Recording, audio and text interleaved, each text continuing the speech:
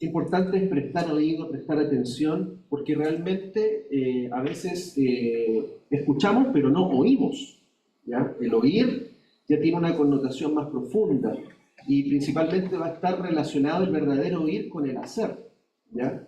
Si no hacemos es porque no estamos oyendo, ¿ya? Solamente escuchamos, pero no estamos oyendo, porque el oír es algo que va hacia nuestro corazón y se va a manifestar en el hacer. Entonces aquí vemos el canto de Moisés, un canto profético que no debían olvidar, porque claramente aquí se ve toda la historia de lo que pasa Israel y de las cosas que van a acontecer también.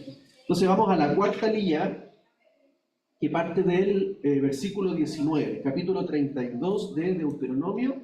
¿Les parece si vamos leyendo juntos? Eso, van pasando ahí el micrófono de esta hermana Rosita, los que alcancemos.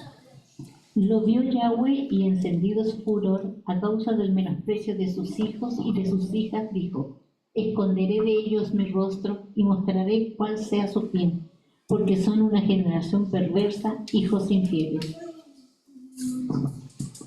Me movieron a celos con uno que no es Dios. Me provocaron a ira con sus vanidades. Por tanto, yo los moveré a celo con uno que no es pueblo. Los provocaré a ira con gente insensata. El fuego de mi ira será inflamado y abrazará hasta las profundidades del Seol. Devorará la tierra con sus frutos y quemará los cimientos de los montes. Amontonaré males sobre ellos y agotaré mis saetas contra ellos. Mas si lentos por el hambre, consumidos por la fiebre y malignas convulsiones, les enviaré colmillos de fieras y veneno de las que reptan sobre el polvo. Por fuera la espada dejará sin hijos, por dentro de las cámaras el espanto, al joven y a la doncella, al lactante y al encanecido. Dije que los esparciría y borraría su memoria de entre los hombres, de no ser por la jactancia del enemigo y la equivocación del adversario. No sea que digan: nuestra mano ha vencido, no es Yahweh quien nos ha hecho. Porque son naciones privadas de consejo, y no hay en ellos entendimiento.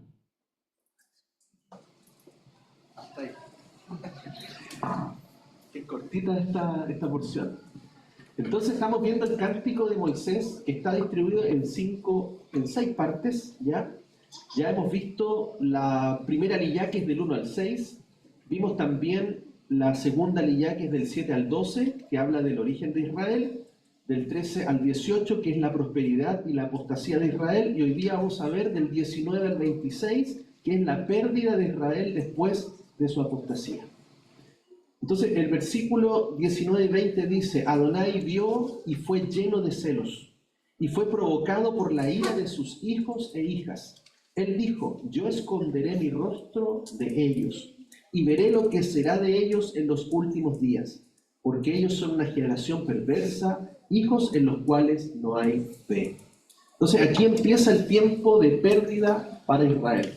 ¿Ya? Hemos visto en el cántico una evolución, ¿ya? Un cántico que va desde el principio hasta un desenlace. Entonces aquí el comentario de Nachmanides dice que destaca el hecho de que Moshe hasta ahora ha hablado en su propio nombre y que a partir de ahora en el nombre del Señor.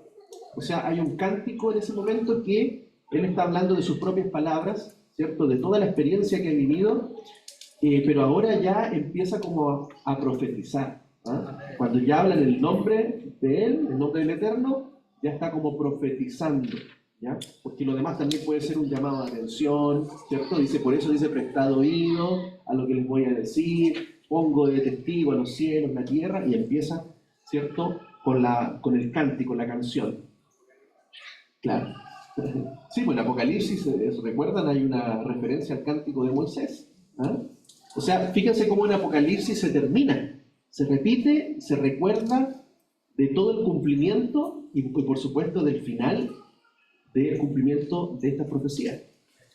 El versículo 21 dice, ellos provocaron mi celo, con eso que no es Elohim. Me han exasperado con sus ídolos.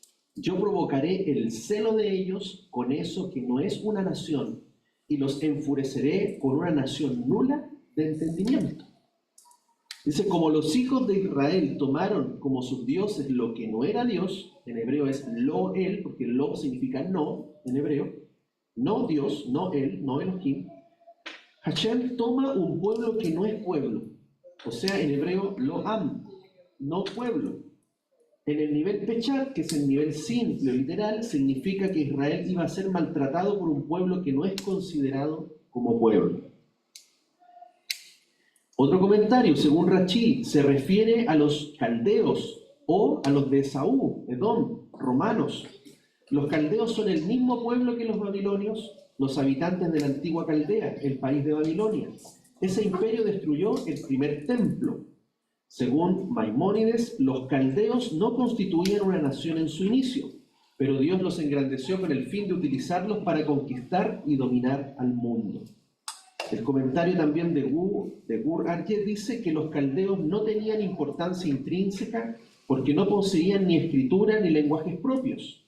Ya eso está en Megilá 13b. Y por ello no formaban parte de las 70 naciones primordiales. Un descendiente de Saúl fundó Roma. Los romanos destruyeron el segundo templo. Gur Arye se basa en el Talmud para decir que Edom tampoco es considerada una nación en sí misma porque originalmente tampoco tenían ni escritura ni lenguajes propios.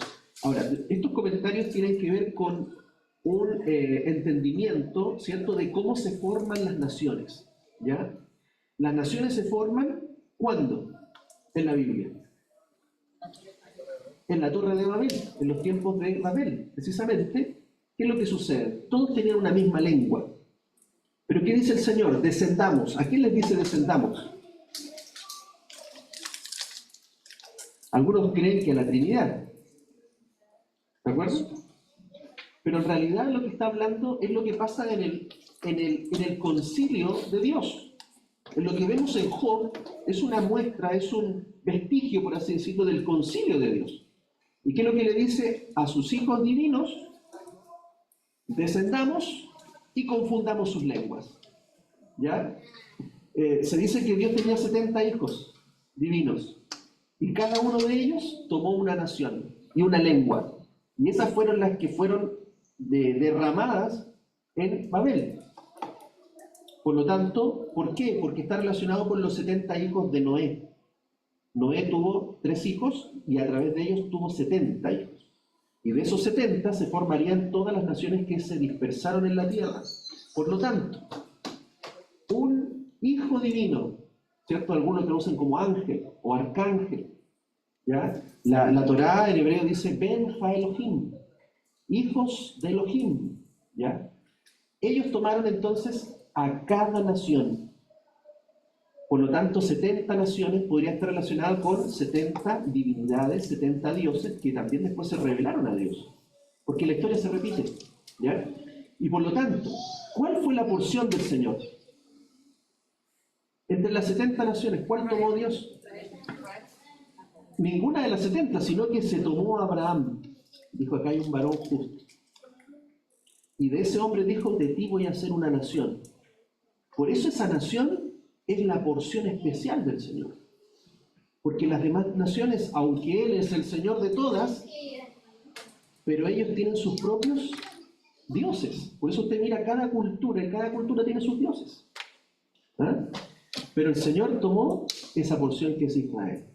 Entonces, aquí está hablando, ¿cierto?, de que los caldeos y los romanos, ¿cierto?, que vienen de orígenes también de otras naciones. Ya, por ejemplo, Roma viene de Saúl, ¿ya?, de Edom. Habla de que ellos en el fondo no tenían su propio idioma o su propia lengua, por lo tanto no eran consideradas naciones. ¿Ya? Porque cada nación tiene su propia lengua, idioma, cultura, ¿ya?, que por supuesto con la historia se han ido como dividiendo, se han ido dispersando. Pero en realidad la restauración en el milenio y en los cielos nuevos y tierra nueva será con las 70 naciones originales. ¿Ya? Entonces aquí lo que está diciendo también en el nivel drash, ¿ya? Y aprendí algo también, el nivel pechat es el nivel literal, el nivel simple, ¿ya? Después viene un nivel remés, ¿ya? Que es un nivel de pistas, ¿ya? Donde uno va descubriendo ciertas pistas y va entendiendo mensajes que están allí encriptados en la escritura. Y el nivel drash es un tercer nivel que tiene que ver con investigar. Pablo hacía mucho drash, porque él investigaba, ¿cierto? Y hacía conexiones de la Torá con aplicaciones prácticas, ¿ya? O ejemplos o ilustraciones, analogías. Dice, se puede interpretar el texto de manera que habla de los gentiles que por causa de la apostasía de Israel recibe la posibilidad de recibir el Espíritu Santo y convertirse en el pueblo celestial de Dios, oportunidad que es producida por medio de la obra del Mesías Yeshua. Entonces estaba profetizando ya, ¿cierto?, que esa salvación que él reservó para su pueblo Israel iba también a abrirse ya a otros que no eran pueblo. Dice, al igual que el pueblo de Israel consideró como sus dioses lo que no eran Dios. El Señor considera a los convertidos de entre los gentiles como su propio pueblo. Dentro de Israel, del Israel espiritual o celestial, hay un pueblo más numeroso que los judíos, de origen gentil, que ha sido tomado por el Eterno como su pueblo por medio de Yeshua HaMashiach. Estos gentiles reciben por adopción el derecho legal de ser llamados hijos de Dios, hijos de Abraham, ya por la promesa dada a Abraham, y por lo tanto también son herederos de las bendiciones que solamente eran para Israel. Esto provoca a los judíos a ira. ¿Ven? Entonces es profético. ¿Qué es lo que dice Oseas? Y si usted lee el libro de Oseas, ahí está clarito lo que el Señor le pide a Oseas: que tome una mujer ramera, que tome una prostituta y tenga hijos con ella, porque dijo, así se ha prostituido Israel, ¿ya? Y tiene 3 hijos allí, ¿ya? Y aquí está hablando del segundo hijo. Dice, de nuevo concibió y dio a luz una hija, y le dijo, ponle por nombre Lo Ruama. ¿Qué significa Lo Ruama? No amada, ¿cierto? La no amada. Porque no seguiré compadeciéndome de la casa de Israel. Fíjense, casa de Israel, casa de Judá, para perdonarlos, pero me compadeceré de la casa de Judá, dice, y los salvaré por Adonai, su Elohim. No los salvaré con arco, ni con espada, ni con batalla, ni con caballos, ni con jinetes. Después sigue diciendo, cuando destetó a la no amada, ¿cierto?, que era la casa de Israel, concibió y dio a luz un hijo, y le dijo, ponle por nombre Lo a mí, que significa no mi pueblo, porque vosotros no sois mi pueblo, ni yo seré para vosotros el Señor. ¿Amén? Entonces fíjense, está hablando de la casa de Judá, está hablando de la casa de Israel, pero está hablando de un tercer hijo. Los que no son pueblos pueden ser los gentiles, los que de las otras naciones, ¿ya? Y sigue diciendo, con todo, el número de los hijos de Israel será como la arena del mar, que no es medida ni contada. Y sucederá que donde se les haya dicho, vosotros no sois mi pueblo, se les dirá, hijos del Dios viviente. Y los hijos de Judá y los hijos de Israel serán reunidos en uno, y designarán un único caudillo, y resurgirán de la tierra, porque es el día grande de Jezreel.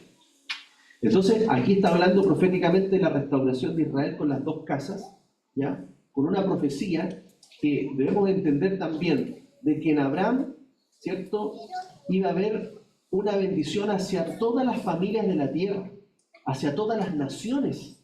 O sea, la semilla de Abraham iba a introducirse en todas las naciones de la tierra, y de todas las naciones van a salir hijos que no eran pueblo, pero que ahora sí son hechos pueblos.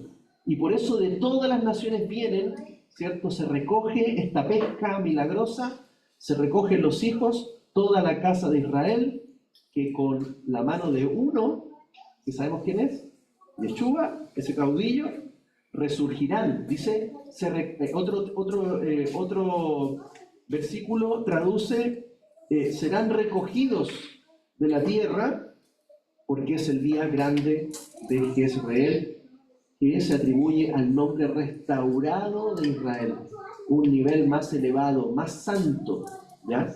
Por eso los nombres van a cambiar. Cuando el Señor venga, los nombres cambian. Usted va a recibir un nombre nuevo. Israel va a recibir un nombre nuevo.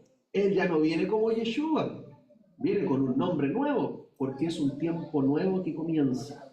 Un antes y un después. Por eso también decimos Shana Tova. ¿Ah?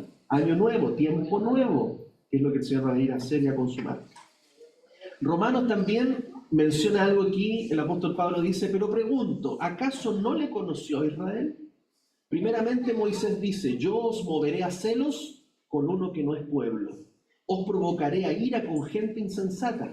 E Isaías, el profeta, se atreve y dice, fui hallado por los que no me buscan, me manifesté a los que no preguntan por mí. Pero acerca de Israel dice, todo el día extendí mis manos a un pueblo rebelde y contradictor. ¿Ven? Entonces, vamos a ver que por la rebeldía también de Israel, el endurecimiento de su corazón, el Señor también profetiza que Él va a ir a buscar otras ovejas, dice Yeshua. Pero también tengo otras ovejas, que no son ustedes, y que no son de la casa de Israel. Ovejas, ¿cierto?, que oirán mi voz, que no estaban llamados, pero que Él también les hizo un llamado para que de todas las naciones también vinieran. ¿Eh? Que antes no habían alcanzado misericordia, pero ahora dice, habéis alcanzado misericordia. Amén. El plan del Padre es maravilloso. El apóstol Pablo está desarrollando este texto en los capítulos 10 y 11 del libro de Romanos. En el final del capítulo 11 dice que por la apostasía de una parte de Israel los gentiles llegan a obtener ciertos derechos que pertenecen a los hijos de Israel. Este hecho provoca celos en los judíos, de modo que también ellos van a querer recibir la salvación dada por medio de Yeshua HaMashiach, primeramente al judío y también al griego. ¿Amén? Por eso muchos no entendían lo que estaba pasando. Imagínense cuando Yeshua les abre el libro del profeta Isaías, les lee eso y después dice que había muchas viudas en Israel, pero a ninguna le llegó palabra del profeta Elías, sino a una viuda en un país gentil, la viuda Sarepta. Dijo, había muchos leprosos en Israel, pero no sanó a ninguno de ellos, sino que sanó a un asirio. Nada más. Entonces, ellos ahí del celo, ¿qué es lo que hicieron? Llevaron a Jesús a un despeñadero y lo querían arrojar. Y Jesús pasó entre medio de ellos. Y nadie pudo hacer nada. Está también en la serie de shows en ese capítulo. Muy bueno. Entonces, algo que no podían entender, venía a abrir profecías y un cumplimiento mayor. Porque Dios ama a todos. Y a todos le está dando la oportunidad ahora de ser parte del pueblo de Israel. Así como Él se escogió a Abraham y declaró la profecía que muchos iban a ser bendecidos y que todas las naciones serían benditas, así el Señor estaba cumpliendo estas palabras. Dice, ¿cómo los gentiles convertidos al Dios de Israel? Ojo, un gentil que se convierte al Dios de Israel ya no sigue siendo gentil, porque abandona las deidades, abandona los dioses que les correspondían a esa nación, y ahora es adoptado por el Dios de Israel, y por lo tanto pasa a ser un legítimo israelita. ¿No? Interesante eso. Y a recibir todas las herencias y todos los derechos legales. Dice, ¿cómo los gentiles convertidos al Dios de Israel por medio de Yeshua HaMashiach podrán provocar a celos a aquellos judíos que no creen en Yeshua el Mesías, si siguen practicando las costumbres paganas y si no tienen ningún interés en obtener la herencia que ha sido dada al pueblo judío? ¿Cómo los cristianos nacidos de nuevo podrán provocar a celos a los judíos si aborrecen la cultura judía, si rechazan la Torá, el Shabbat, las fiestas bíblicas y la teología hebrea? No van a tener celos. Así como ellos ven hoy día a muchos católicos, a muchos cristianos, evangélicos de todo tipo, protestantes, que creen en un Mesías, en un Cristo, pero que no tiene nada que ver con ellos. Porque es un Jesús que come chancho, un Jesús que come cosas inmundas, un Jesús que habla en otro idioma, que no tiene nada de la cultura. ¿cierto? Pero ¿cuándo se mueven a celos? Cuando ven que ese Jesús, ese Yeshua, guarda la fiesta, guarda el Shabbat, ¿cierto? Come kosher, ahí se despierta el celo. Dice, ¿y esto qué se creen? Dios es nuestro, ¿cierto? Es como cuando un niño tiene un juguete botado y no lo pesca, pero cuando llega otro y lo toma, ahí lo quiere nuevamente tener, ¿cierto? Es lo mismo.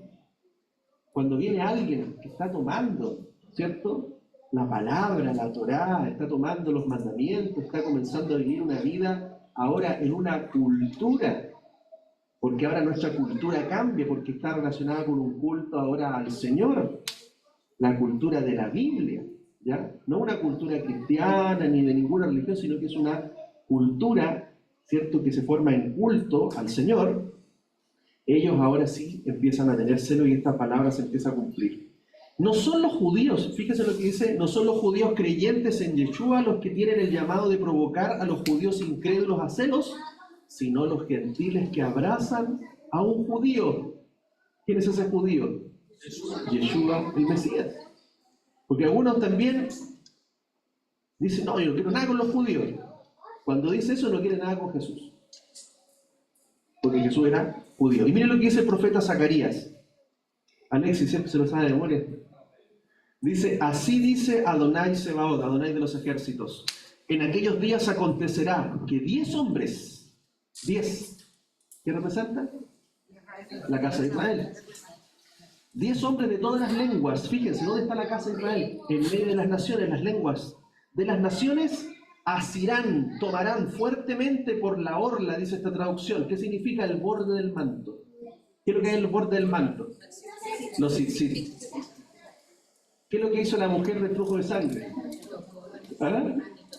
¿Cuántos años llevaba enferma la mujer? 12 años, 12 tribus.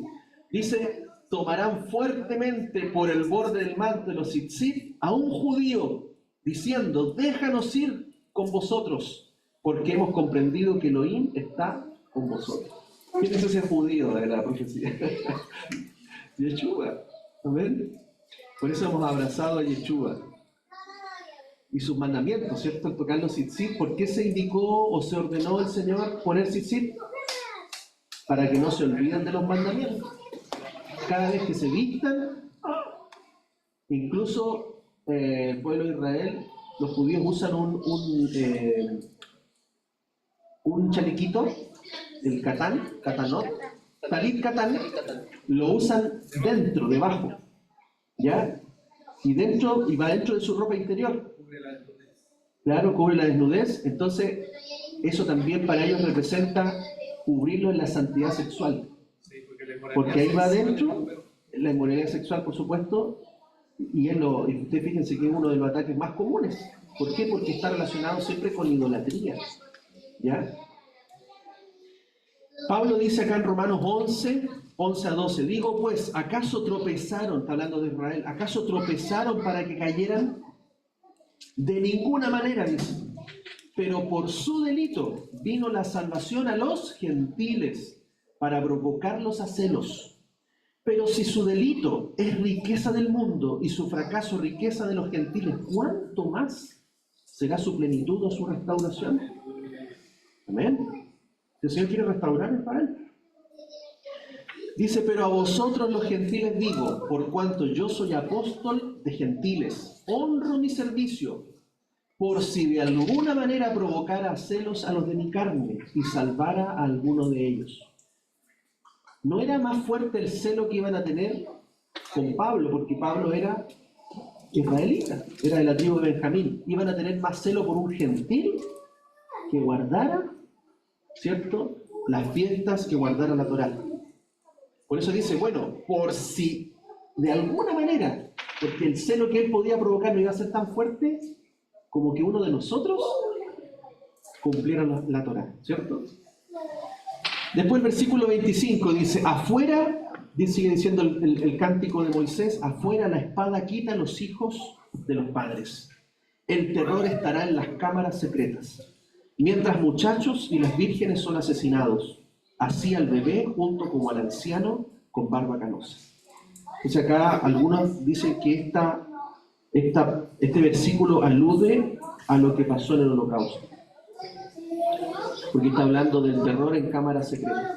¿Cierto? Sabemos lo que pasó después cuando ya entró Estados Unidos, entró Rusia y digamos, derrotaron digamos, al ejército alemán. Empezaron a encontrar tremendos lugares, cámaras de incineración, campos de concentración, y los horrores se abrieron y salieron al mundo, ¿no? Entonces dice que aquí niños, niñas, bebés y ancianos, dice, vieron el terror, la muerte en cámaras secretas, ¿ya? O sea, todo eso estaba profetizado. Versículo 26. Dije que los esparciría y borraría su memoria de entre los hombres. Según Maimónides, las palabras los dispersaré se refiere a las 10 tribus que son la casa de Israel, y la frase borraré la memoria de ellos se refería a las 2 tribus, casa de Judá. Sin embargo, por los méritos de los padres, está hablando de Abraham, Isaac, Jacob, David, dice, fueron salvos de esta sentencia. Por el juramento que Dios hizo con David, ¿cierto? Judá permanece y fue guardado. Y no fue borrada su memoria. Versículo 27. Si no hubiera sido por la insolencia de su enemigo, temí que sus adversarios en error pensaran, nuestro propio brazo hizo esto. Adonai no tuvo nada que ver con esto. Si no hubiera sido por el honor del nombre de Adonai y por los méritos de los padres, las 12 tribus hubieran sido eliminadas. Pero Hashem tiene un plan de restauración, no solo para los judíos, sino para todas las 12 tribus. El mismo argumento de lo que dirán los enemigos contra el Eterno fue usado por Moisés en su intercesión a favor de Israel. ¿Se acuerdan? ¿Qué van a decir los egipcios? ¿Qué van a decir nuestros enemigos? ¿Cómo quedará tu nombre? ¿Cierto? Entonces, por amor a su nombre, por el juramento que le hizo a Abraham, la intercesión de Moisés se agarró de todas esas cosas. El juramento que le hizo a Abraham, a Isaac y a Jacob, los 3 atributos de su misericordia, qué iba a pasar con su nombre, qué iban a decir los enemigos, y ahí el Señor se apiadó. Amén. Versículo 28, el último, dice, ellos son una nación sin sentido común, totalmente faltos de discernimiento. Los hijos de Israel son llamados ignorantes cuando no toman en serio la Torá para ponerla en práctica. La gran mayoría de los hijos de Israel no ha hecho caso de la Torá a lo largo de la historia y por eso es un pueblo privado de consejo y falto de discernimiento. El hecho de que la mayoría de los judíos rechazó al Mesías cuando vino la primera vez es otra muestra de la gran ignorancia de las profecías mesiánicas que hay en la Torá que apuntan claramente hacia Yeshua. Yeshua los reprendía y les decía, ustedes ven el cielo y entienden si va a llover o no. Pero hoy día, no están entendiendo las profecías y que estas se están cumpliendo. Amén. Entonces vemos que todavía, como lo dice el apóstol Pablo en Romanos, esto está vigente. Dice, porque no quiero, hermanos, que ignoren este misterio, para que no os tengáis por sabios en vuestra propia opinión, porque también hay que tener cuidado, hermanos. Nosotros no podemos ahora jactarnos y decir, ahora nosotros tenemos la verdad, nosotros tenemos la revelación, nosotros sabemos las profecías, conocemos los tiempos, nosotros ahora, la casa de Israel ahora las lleva, ¿cierto? No nos jactemos, dice la palabra, no tengamos cuidado con eso. O sea, los 2 hermanos van juntos y los 2 hermanos van a la restauración. Amén. No es división, es unidad en la Torá. Amén. Y en Yeshua. Dice, para que no, dice, seáis sabios en vuestra propia opinión. Dice que un endurecimiento parcial ha sobrevenido a Israel, hasta que entre la plenitud de los gentiles. Y así todo Israel será salvo. Y esto es fundamental. Y fíjense lo que está diciendo un tremendo misterio. ¿Por qué Israel no reconoció al Mesías Yeshua? El Padre lo endureció por amor a nosotros. porque si Israel no se hubiese endurecido y no hubiera recibido al Mesías, no hay nadie más que se salve de las naciones. Y nosotros estaríamos aquí. Entonces, por eso nosotros hoy día no critiquemos a los judíos que no reciben al Mesías, porque por causa de ese endurecimiento yo hoy día puedo creer en el Mesías Yeshua y puedo entrar a Israel. ¿Te fijas? Entonces tenemos que amarlos y tenemos que llevarles la palabra. Amén. Tenemos que llevarles, o sea, más que la palabra, llevarles la revelación del Mesías, y eso está ocurriendo. Y ahí mi hermano Alexis tuvo una tremenda bendición de que un judío recibiera a Yeshua como el Mesías. Esto es tremendo, hay que compartirlo después. Amén. ¿Qué pasa con los judíos que ya se murieron y no aceptaron a Jesús? Los judíos que ya murieron y no aceptaron a Yeshua el Mesías. Claro, son parte del pacto. O sea, ahí nosotros no podemos decir qué plan, porque fíjese que Pablo está descubriendo un misterio. ¿Cuántos misterios más hay? Preguntas como esa. ¿Qué pasa con los judíos que rechazaron? ¿Qué es lo que nos muestra la Torá? La Torá nos muestra que sí, por supuesto, aquellos que se rebelaron, Dios los destruyó. O sea, Dios les dio muchas oportunidades. Recuerden que antes que viniera la destrucción, ya le había dado muchas oportunidades. Dice, me tentaron, ¿cuántas veces? 7 veces. O sea, ya a la 8, ¡pum! Entonces, sabemos que así como hay un Israel en la carne, dice la Escritura, un Israel que viene descendiente carnal, físico de Abraham, también hay un Israel que es un descendiente espiritual. ¿Ya? O sea, hay que entender que no por ser judío es salvo, obviamente. Ahí el Señor también sabe quiénes son los que están llamados y los que no le recibieron. Pero en eso no nos metamos nosotros.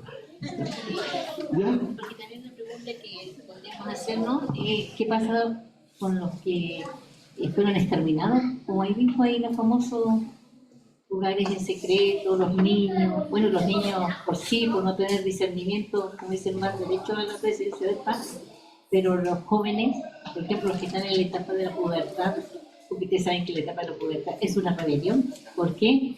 Porque no saben qué hacer, el cambio hormonal, mental, físico para ellos. Entonces uno tiene que creer, como dice el Padre Eterno, que todos tendrán la oportunidad de salvación y vida eterna.